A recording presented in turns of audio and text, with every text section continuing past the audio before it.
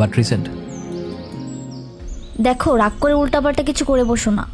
ওরা যা বলে তোমার ভালোর জন্যই বলে। ওরা এক্সপিরিয়েন্সড মানুষ।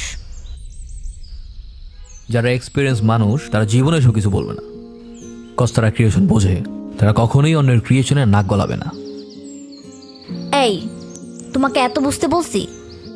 যা বলছি তা মাথায় রাখবা।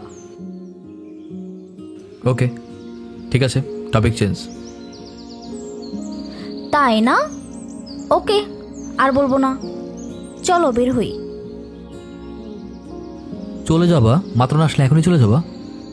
হ্যাঁ, আর তুমিও একটু সিরিয়াস হও। সেমিস্টার ফাইনালের 1 মাসও নয় ঠিক মতো। বাসায় যেয়ে সোজা পড়ার টেবিলে, আর কাজের সময় কাজ। চলো বের হই।